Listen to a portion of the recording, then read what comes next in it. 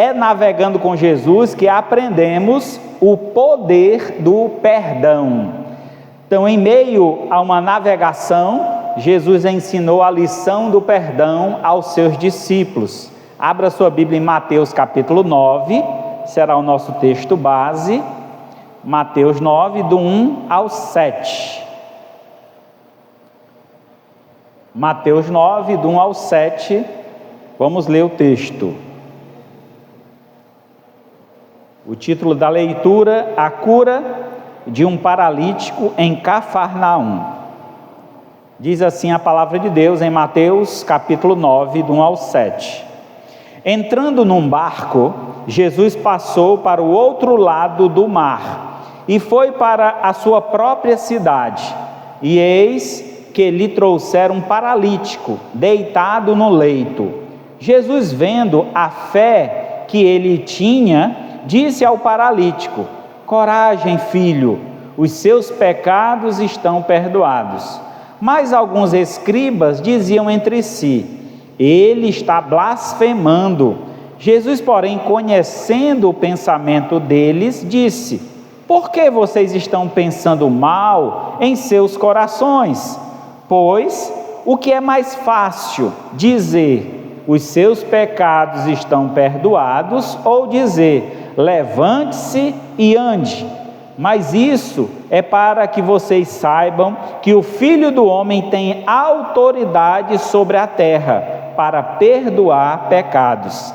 Então disse ao paralítico: levante-se, pegue o seu leito e vá para casa. O homem se levantou, voltou para casa. Vendo isso, as multidões, possuídas de temor, deram glória a Deus, que tinha dado tal autoridade aos homens. Vamos orar. Maravilhoso Deus e Pai, louvado seja o teu santo nome.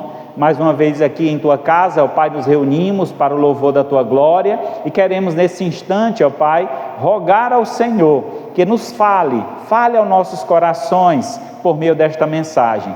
Nos ensine, ó Pai, essa lição tão importante que é o perdão, para que nós tenhamos, ó Pai, plena ciência e de que, assim como o Senhor nos perdoou, devemos nós também perdoar uns aos outros. Abençoa, Senhor, esta amada igreja reunida aqui. Te peço também, Senhor, por cada um que ouvirá esta mensagem posteriormente, por meio das redes sociais, que assim também a tua graça, o teu favor, a tua misericórdia os alcance, concedendo a eles a paz eterna, a paz, ó Pai, que não tem fim. Assim, ó Pai, nós te louvamos e agradecemos, em nome de Jesus. Amém.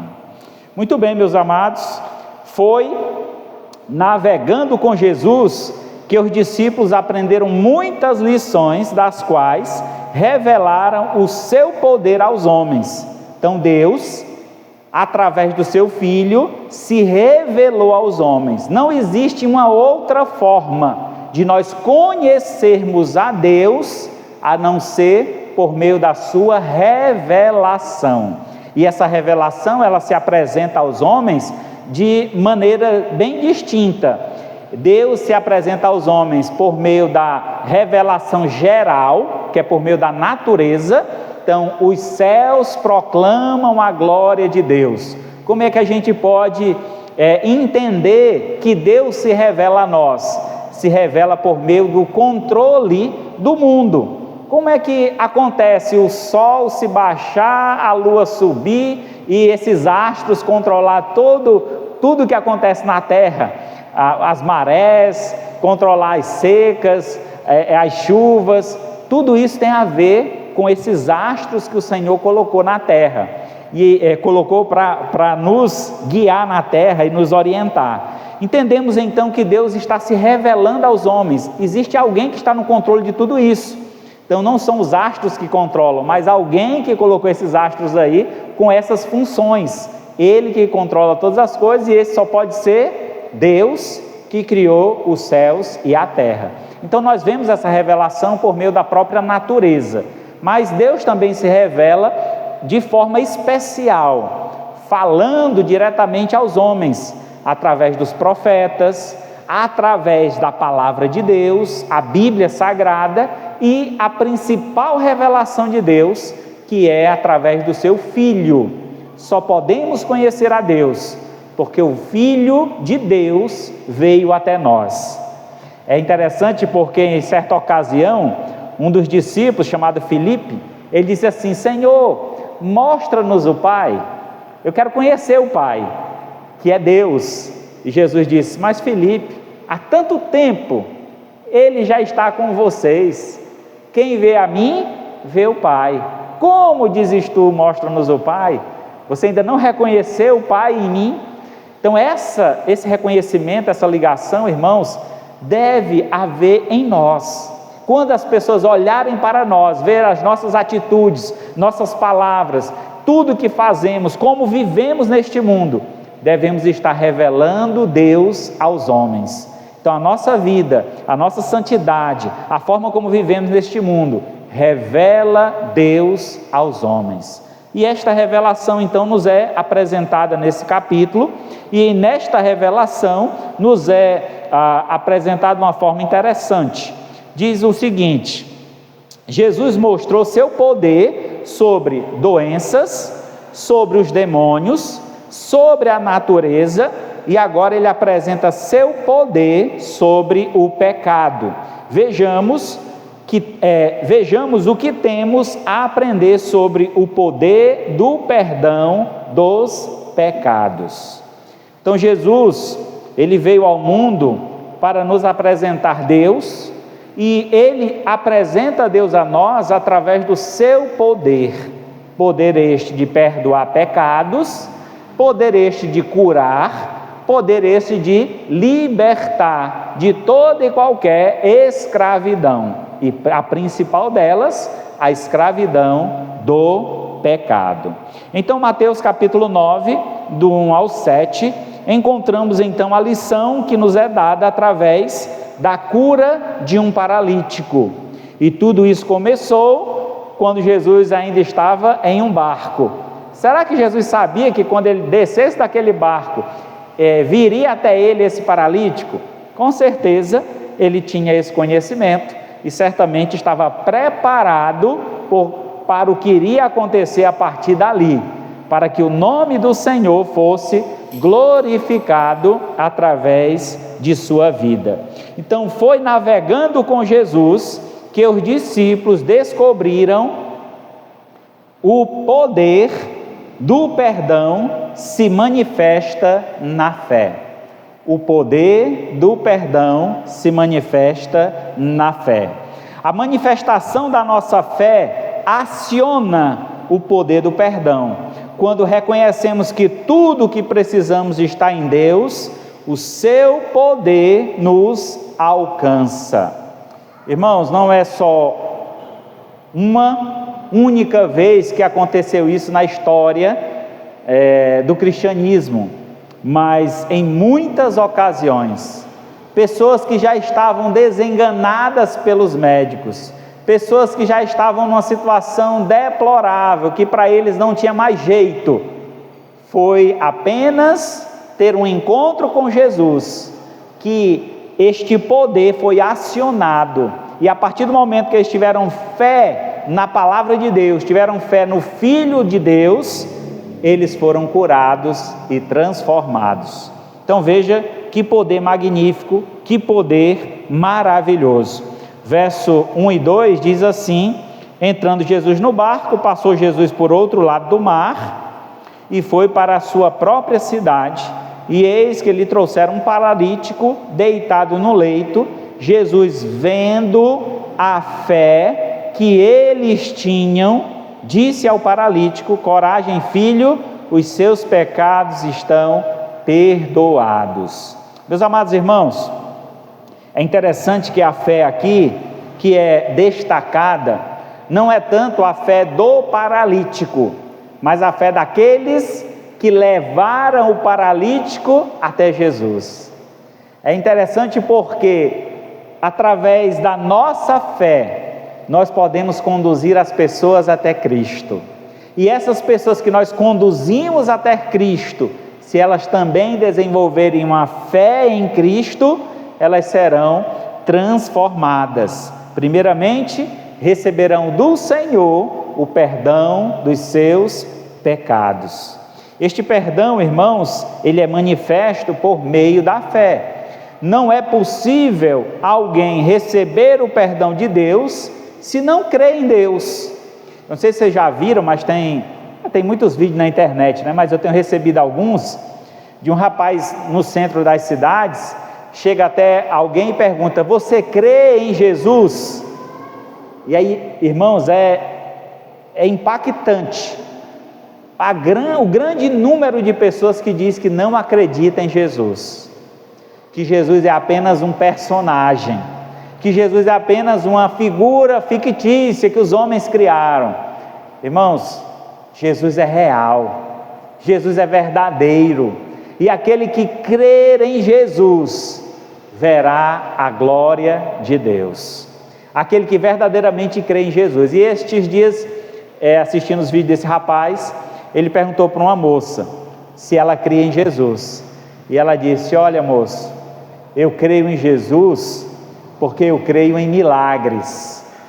E ela disse, então, contou um pouco da história dela, que ela tinha ficado enferma e por conta da enfermidade perdeu tudo que tinha, precisou morar na rua, passou 6 meses morando na rua, até que ela ouviu a palavra de Deus, recebeu Jesus como único e suficiente Salvador de sua vida, e a vida dela foi transformada. Hoje ela vivia em uma residência, em uma casa. Palavras dela, né? Hoje eu tenho 2 carros na minha garagem, um não está funcionando não, mas eu tenho 2 carros. Achei engraçado o jeito que ela colocou. Então, Deus, Ele é tão bondoso, Ele é tão gracioso, e quando Ele derrama as suas bênçãos sobre nós, irmãos, são sem medida, vai muito mais além do que nós pedimos ou pensamos. Então as bênçãos de Deus são generosas. Assim, certamente, esse rapaz que estava interessado, buscando apenas a cura, ele era paralítico, ele não conseguia andar, e ele, ao aproximar-se de Jesus, juntamente com seus amigos, tudo que ele queria era ser curado. Mas Jesus não deu apenas a cura para aquele rapaz. Ao observar a sua fé e a fé de seus amigos, Jesus disse a ele que: coragem, filho, os seus pecados estão perdoados. Ele ganhou muito mais do que a cura, ele ganhou o perdão dos seus pecados. E o que é que isso diz para nós, irmãos? O que tem a ver a necessidade daquele rapaz com o perdão dos pecados? É porque muitas vezes as pessoas se aproximam de Deus, vêm até a casa de Deus, interessados em alcançar uma graça. São muitos e muitas histórias de pessoas que vêm atrás: eu quero casar, eu vou para a igreja para ver se Deus trabalha no coração de alguém, para que eu encontre alguém que eu possa me casar. Eu vou para a igreja porque eu estou desempregado, rapaz, o negócio está difícil, pode ser que Deus me abençoe e eu consiga um emprego. Eu vou para a igreja porque eu estou doente, pode ser que eu alcance a cura. Então muitas pessoas vêm à igreja em busca de Jesus Cristo, mas por interesses, digamos assim, passageiros, por algo imediato, porque nós somos assim, imediatistas. Nós estamos sempre buscando resolver aqueles problemas imediatos, quando na verdade nós temos um problema que ele é muito sério e que, se não cuidarmos dele a tempo, ele pode nos levar para uma eternidade longe de Deus. Pois se vivermos na prática do pecado, a consequência do pecado é a morte. Então, quando buscamos a Jesus Cristo, quando buscamos a Deus, quando vamos a uma igreja, o nosso maior intuito, nossa maior busca deve ser conhecer a Deus, porque uma vez que conhecemos a Deus, podemos ter dele muito mais do que nós pedimos ou pensamos. Ele sempre tem a oferecer a nós, além do que nós imaginamos. Ele sempre quer o melhor para os seus. Sendo assim, devemos nós buscar a Deus não só pela cura de nossas enfermidades, ou estes outros casos que eu disse anteriormente, mas devemos buscar para que nós conheçamos a Ele, e uma vez conhecendo, tenhamos uma vida em paz com Deus. Deixar de guerrear contra Deus, deixar de questionar se Deus existe ou não. Apenas creia e você verá o poder de Deus. Esse rapaz creu, e ao crer, ele viu o poder de Deus. Veja o que diz 1 Pedro 1,5: que sois guardados pelo poder de Deus, mediante a fé, para a salvação, preparado para revelar-se no último tempo. Então, nós somos guardados pelo poder de Deus. E que poder é este?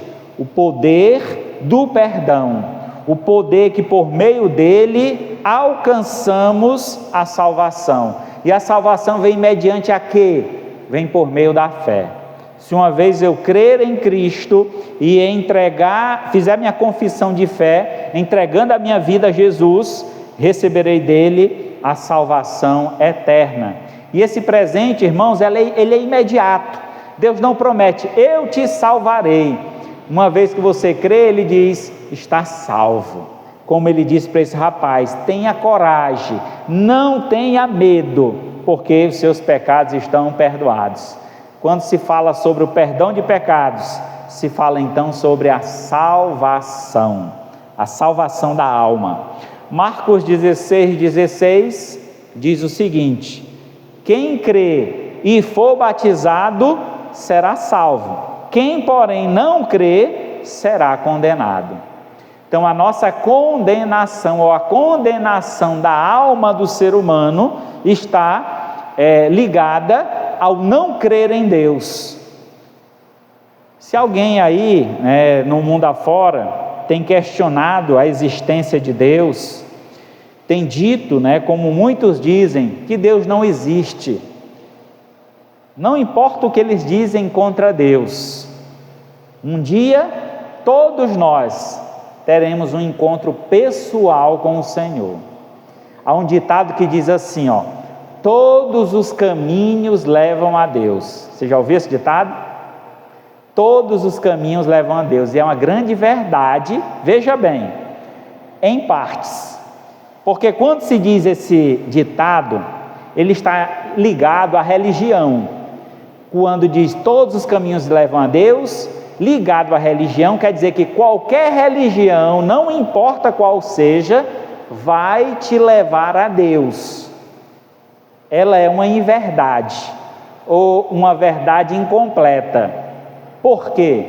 Na verdade, todos os caminhos levam a Deus, porque um dia, todos os homens da face da terra vão estar frente a frente com Deus. Só que esse dia será o dia do julgamento, o dia que nós chegarmos na eternidade, e Deus vai julgar vivos e mortos. E aí todos estarão diante de Deus. É onde a Bíblia diz, ali naquele lugar, todo joelho se dobrará, e toda língua confessará que Jesus Cristo é Deus. Só que será tarde demais, porque a decisão que nós devemos tomar de seguir a Jesus, deve ser agora em vida, enquanto podemos fazer alguma coisa por Ele. Depois da morte, a Bíblia diz que segue-se o juízo.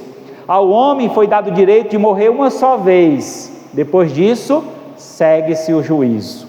Então, enquanto temos vida, há esperança, e a nossa esperança deve estar em Cristo, pois Ele foi o único que morreu e ressuscitou para nos trazer vida e vida em abundância.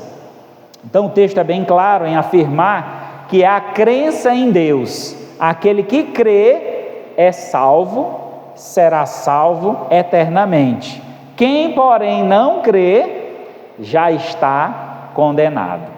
Então, eu não sei qual a decisão você já tem tomado nesta vida, mas saiba de uma coisa, a melhor e a mais importante de todas as decisões que você ainda irá tomar nesta vida, é a decisão de crer em Jesus como único e suficiente Salvador.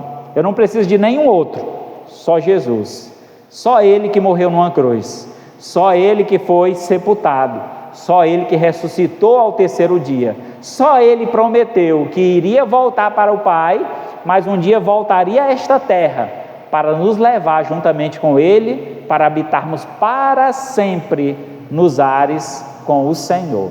Então, por que duvidar disto? precisamos crer. E se uma vez cremos, possamos viver para a glória deste Deus. Em segundo lugar, a segunda lição, foi navegando com Jesus que os discípulos descobriram o poder do perdão revela autoridade. Verso 3 ao 6, a parte A do versículo, diz assim: mas alguns escribas diziam entre si: ele está blasfemando. Jesus, porém, conhecendo o pensamento deles, disse: por que vocês estão pensando mal em seus corações? Pois o que é mais fácil dizer: os seus pecados estão perdoados, ou dizer: levanta e anda? Mas isso é para que vocês saibam que o Filho do Homem tem autoridade sobre a terra para perdoar pecados. Durante o momento em que Jesus proclama a cura, a salvação daquele homem paralítico, outros que eram bons de saúde, pleno em suas vidas, estavam duvidando, estavam questionando, e o questionamento era justamente com referência à palavra de Deus proferida por Jesus, que é: os seus pecados estão perdoados.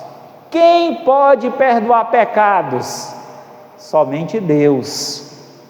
E o que é que acontecia? Esses homens eram escribas. Escribas era a função de alguns homens, que era de transcrever a Bíblia. Eles pegavam os pergaminhos e faziam cópias desses pergaminhos. Então estes homens eram homens inteirados, conhecedores da verdade, mas infelizmente eles estavam cegos através daquelas letras. Eles não conseguiram enxergar o poder de Deus na pessoa de Jesus. Quantas pessoas, irmãos, hoje em dia têm esse mesmo problema, uma cegueira espiritual? Eles se seguram em filosofias, em religiões, em muitas palavras bonitas que eles escutaram de grandes homens que passaram por esta terra, mas eles acabam se segurando nestas palavras, nestes homens, e esquecendo de que todo o poder vem de Deus. Só Deus tem o poder de perdoar pecados. Isso quer dizer o quê? Quer dizer que quando Jesus perdoa os pecados, a atitude deles deveria ser reconhecer Jesus como Deus. Eis o Filho de Deus, eis o Cordeiro de Deus, assim como João Batista reconheceu. No entanto, não foi isso. Eles disseram: este homem está blasfemando, este homem é um pagão, este homem é alguém que não crê em Deus. Como é que pode não reconhecer este poder que só podia vir do Senhor, só podia vir de Deus? No entanto, eles não aceitaram. Jesus, então, conhecendo os pensamentos deles, viu os seus corações e viu quanto mal era os seus corações. Isso, irmãos, nos traz uma lição muito interessante.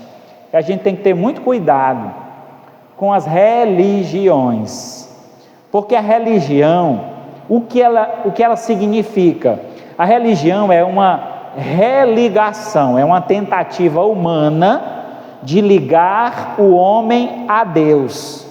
Só que é uma tentativa frustrada, porque nenhuma religião ela é capaz de ligar o homem a Deus. Na verdade, só existe uma maneira do homem se ligar a Deus, que é através de Jesus Cristo. Lembra que Jesus disse: eu sou o caminho, a verdade e a vida, ninguém vai até o Pai a não ser por mim. Então a religião ela se frustra porque ela não consegue conduzir o homem a Deus a não ser por intermédio de Jesus. Então, ao estar em uma igreja, a participar de uma comunidade, devemos ver que o foco dessa comunidade está na pessoa de Cristo. Cristo é a pessoa principal. É Ele que deve ser honrado, é Ele que deve ser glorificado, Ele que deve ser exaltado. Então o seu nome deve estar à frente de todo o nome. E em muitas ocasiões não é isso que nós vemos no nosso cotidiano. Algumas vezes o nome dos líderes religiosos está à frente na igreja. Alguns colocam até a foto deles no painel da igreja, na frente. A igreja do pastor fulano. Tem uma igreja, irmãos, vocês podem pesquisar isso na internet. O nome da igreja é Igreja do Pastor Sassá, a Sumidade. O homem é potência demais, né? Pastor Sassá, a Sumidade. É pecador igual nós, né? Comedor de feijão. A igreja é de Cristo. A igreja não é do pastor Sibério, a igreja não é do bispo tal, não é do apóstolo tal. A igreja é de Cristo. E é Cristo que deve ser exaltado, glorificado. Ele é que tem todo o poder. Eu não faço nada aqui diante de qualquer poder que eu possa ter, como alguns até se intitulam de poderosos, né? No entanto, todo poder vem de Deus, e se eu creio em Deus e você também, nós veremos este poder agir em nossas vidas. Então, a revelação da autoridade de Jesus sobre tudo e todos nos traz segurança, e calando o inimigo e enchendo a boca do servo de louvor. Então, quando reconhecemos o poder e a autoridade de Cristo, reconhecemos então que Ele realmente é Deus e quem nós somos. Este é uma característica muito importante para caminharmos com Jesus.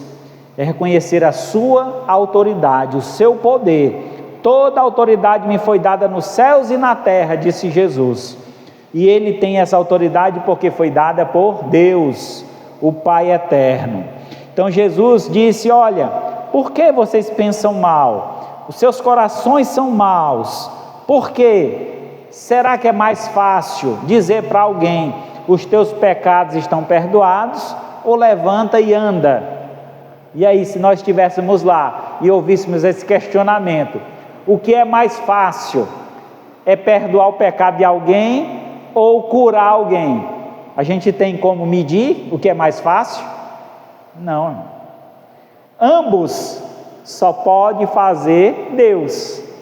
Então, para vocês entenderem o que Jesus está colocando, olha, independente do que eu dissesse para vocês, ou dissesse aqui, o que vocês teriam que reconhecer é a minha divindade, o meu poder, a minha autoridade.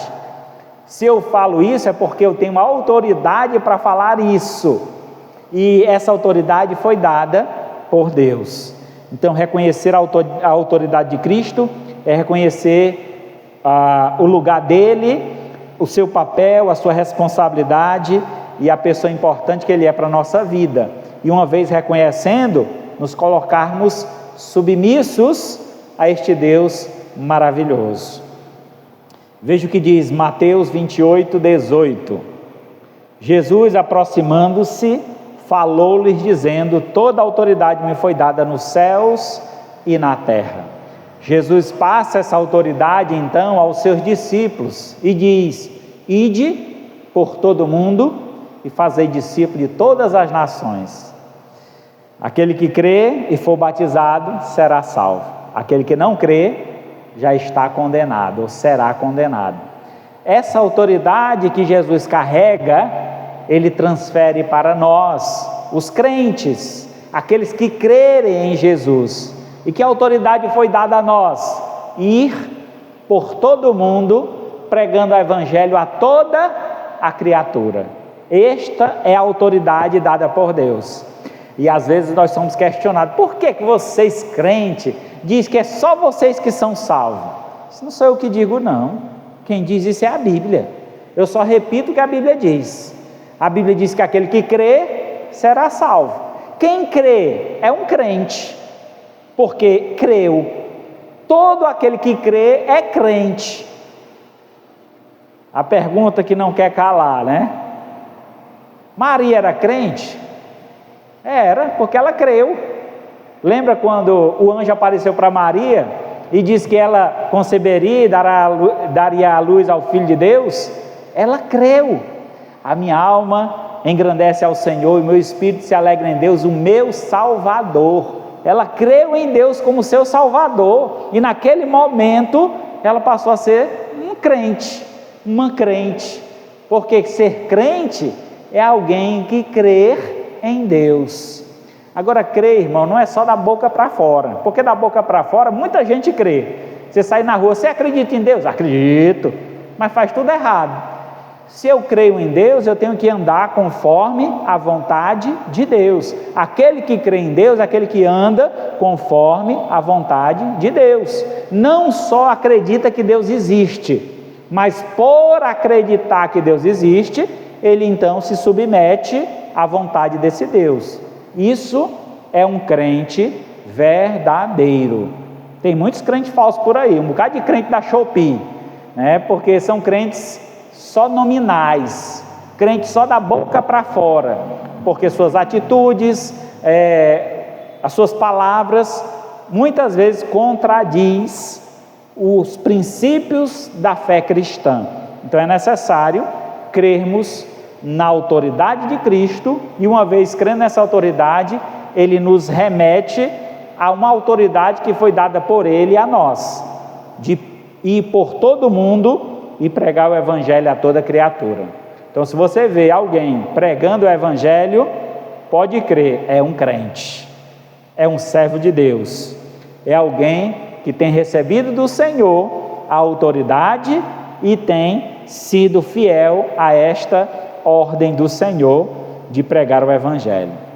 Lucas 7:47 diz assim: por isso te digo, perdoados-lhes são os seus muitos pecados, porque ela muito amou. Mas aquele a quem pouco se perdoa, pouco ama. É interessante que Jesus faz um paralelo aqui ao perdão, está relacionando o perdão ao amor. Quando nós amamos a Deus, reconhecemos o divino amor de Deus por nós, meu irmão, não tem como a gente resistir a este amor. Imagina alguém que ele ama de maneira tão grande, que você larga tudo para fazer o gosto daquela pessoa. Quando você está no relacionamento, e aí qualquer traço de amor já alegra o seu coração, qualquer fagulha, né, de apresentação de amor, você já fica empolgado. Imaginemos, irmãos, tamanho amor que Deus tem tido para conosco. A Bíblia diz que Deus prova o seu próprio amor para conosco, pelo fato de ter Cristo morrido por nós, sendo nós ainda pecadores. E será que foram poucos os pecados? Muitos. Diz aqui o texto, né, que ele perdoou os seus muitos pecados, porque também ela muito amou. Amou quem? Amou a Deus. E tendo amado a Deus, reconheceu que era pecadora, arrependeu-se dos seus pecados e voltou-se para Deus em arrependimento e fé, e recebeu do Senhor o seu amor pleno e magnífico, um amor sacrificial, no qual Jesus deu a vida por nós. Este é o amor que aguardamos, esperamos e recebemos do Senhor dia após dia. Mas o texto também diz: aquele a quem pouco se perdoa, pouco ama. Quer saber de uma coisa? Quando você ama uma pessoa, e uma pessoa essa pessoa que você ama faz alguma coisa contra você, você fica muito chateado. Já aconteceu isso com você? Eu amo tanto ele, eu amo tanto ela, já fiz tanta coisa por ela, mas como é que ela faz isso comigo? A gente se irrita muito quando a gente ama, mas quando a gente não ama, pode fazer o que quiser, entra aqui e sai aqui, não tem sentido para nós. Como por exemplo, né, você passa na rua e alguém chama um apelido com você, um nome que você não gosta. Se é uma pessoa que você não conhece, você passa reto, esse aí está ficando doido, não sei nem quem é, né? Mas se é uma pessoa que você ama, pai, por que você falou isso comigo? Ele atinge o nosso coração de uma forma diferente. Por isso que a Bíblia aqui, ela nos traz essa relação, né? Aquele a quem nós perdoamos é quem nós mais amamos. Nós não queremos viver em guerra com esta pessoa. Se você guarda no seu coração qualquer tipo de intriga ou raiva de alguém, é porque você ama aquela pessoa. Você não quer estar em guerra com ela. Então é nosso papel ir até essa pessoa. Pastor, mas não fui eu que fiz nada contra ela. Mas vá até ela e mostra o seu amor. Talvez ela nunca viu o seu amor. Você nunca fez uma demonstração de amor para ela ou para essa pessoa. Então chegue até ela e diga: olha, eu te perdoo, me perdoe também. Certamente eu fiz algo que lhe incomodou e você agiu assim comigo, mas eu te perdoo. Libera o perdão. Irmão, liberar perdão é algo maravilhoso, é tirar um peso das costas. Enquanto você carrega uma mágoa, um rancor, é como se você carregasse um peso, um fardo pesado, e a gente não foi feito para carregar fardo. O próprio Senhor nos chama, né? Vinde a mim todos que estáis cansados e sobrecarregados, eu vos aliviarei. Então é necessário que a gente libere o perdão, tire o fardo das costas. Assim como Deus nos perdoou, perdoai vós uns aos outros. A oração do Pai Nosso nos ensina isso.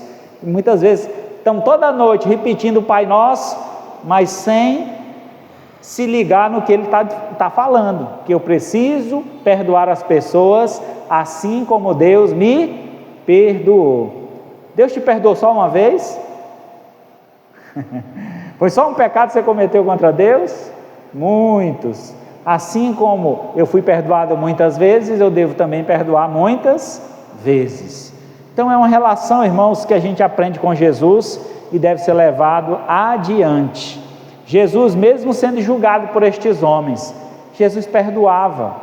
Lembra lá na cruz a palavra que Jesus disse àqueles que estavam julgando a Ele, que condenaram Ele à morte?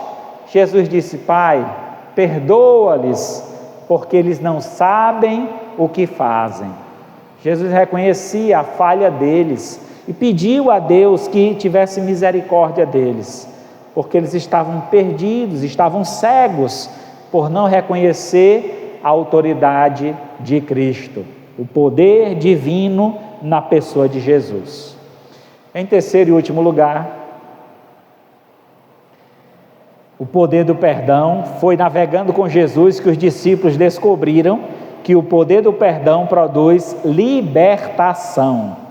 A maior alegria de um escravo é a liberdade, mas só provará a alegria quem reconhece a escravidão.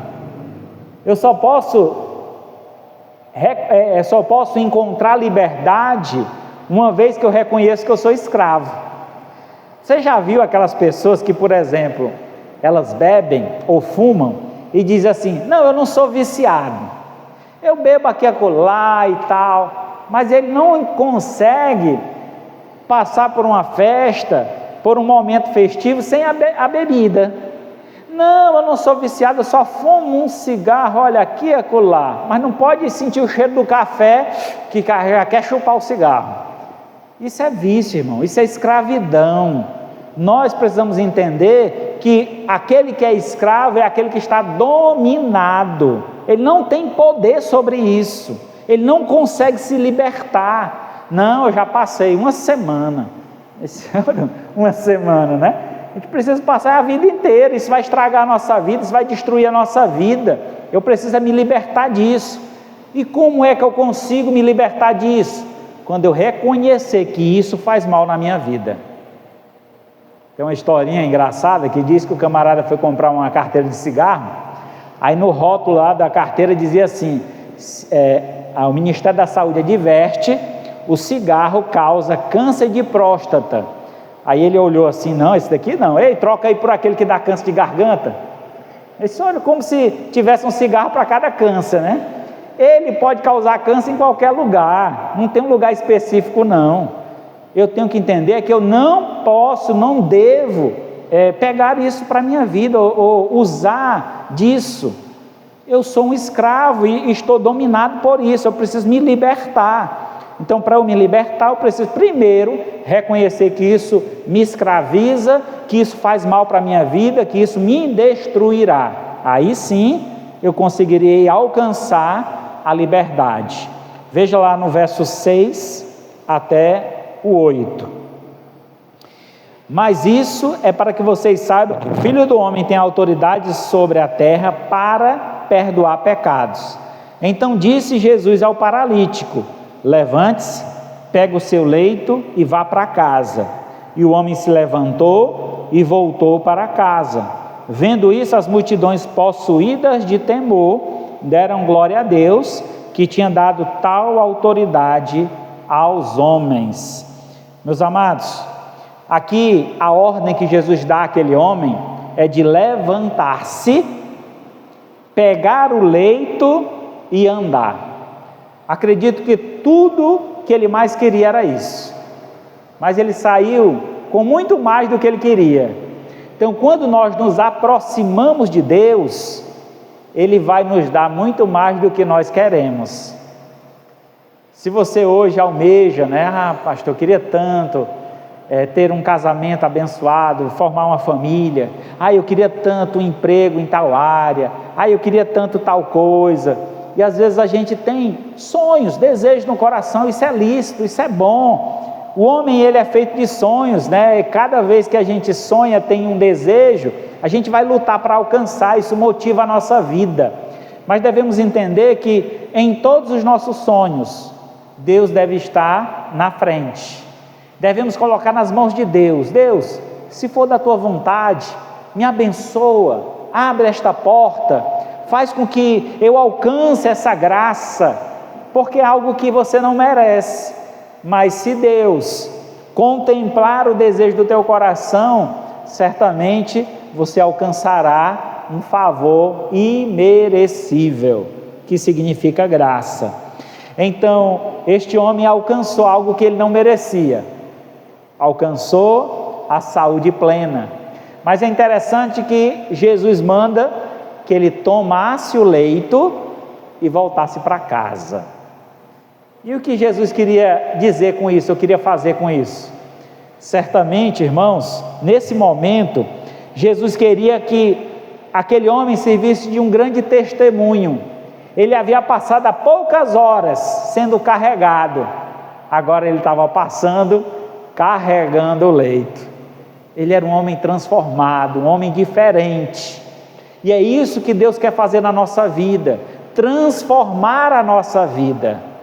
Aquele velho Sibério, que há anos atrás era conhecido como Caveirinha, ele morreu, não existe mais. Essa semana eu estava um advogado resolvendo uns documentos aqui da igreja, aí ele mandou eu assinar, e quando eu assinei, Sibério Vitoriano de Melo, o homem que nunca morreu. Eu disse: opa, eu já morri e nasci de novo. O Sibério Vitoriano de Melo morreu lá atrás, e hoje eu sou filho de Deus, hoje eu sou um servo do Senhor, hoje eu sou um novo homem. Esse novo nascimento, irmão, se dá porque eu reconheci que eu era pecador. Eu vi que a vida que eu ia levando certamente não me conduziria à glória celeste, mas à condenação eterna. Eu precisei dar uma reviravolta, mudar a direção do meu barco. O meu barco estava indo para um alto mar, distante da presença do Senhor, e Deus mandou que eu voltasse para encontrar-se com Ele à beira-mar, e naquele lugar eu pudesse então seguir numa nova jornada, agora com o Senhor sendo o capitão do barco, e eu apenas um dos que está remando neste barco. Eu estou só participando, eu faço parte, mas eu não estou mais no comando. É Deus que comanda a minha vida agora. E assim, irmãos, é na vida de cada um que crê em Jesus, é na vida de todo aquele que entrega a sua vida a Jesus. Ele será guiado por Deus, será dirigido por Deus.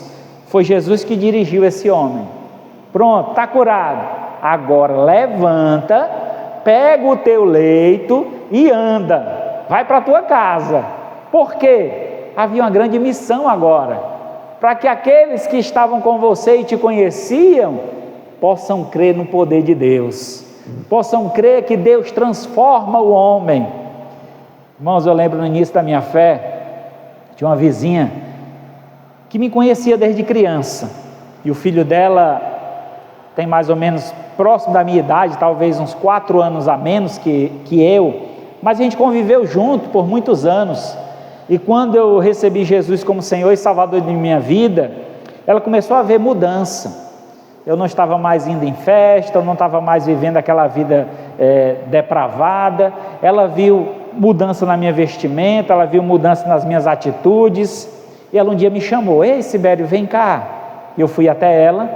Ela disse: ô meu filho, eu tenho admirado tanto você, eu tenho visto como Deus tem mudado a sua vida, e eu queria lhe pedir uma coisa: leve o meu filho para a sua igreja.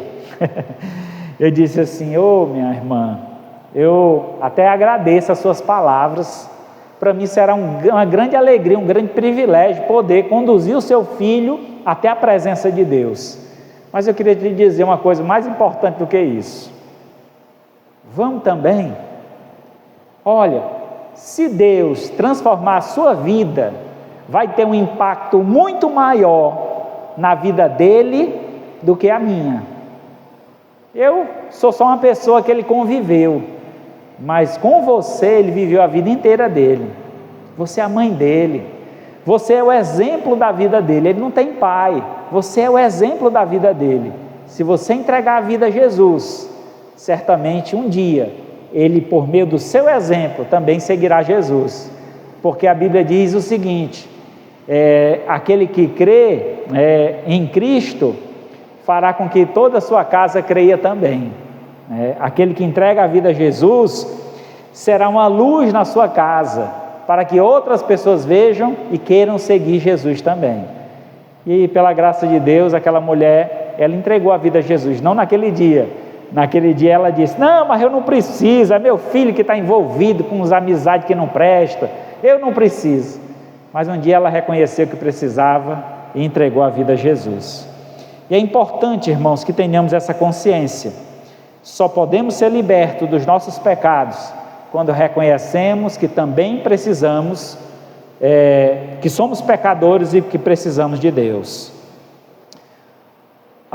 Veja só o que diz Marcos 5,34: e ele lhe disse: filha, a tua fé te salvou, vai-te em paz e fica livre do teu mal. Aqui, essa palavra fala da mulher do fluxo de sangue, uma mulher que sofria há 13 anos, ou 12 anos, alguma coisa assim, não lembro agora, mas uma mulher que sofreu por muitos anos, tendo uma hemorragia constante, e então, ao tocar na veste de Jesus, ela foi curada. Mas veja bem, naquele dia, aquela mulher foi confrontada. A doença que ela tinha, irmãos, a impedia de ter um convívio social.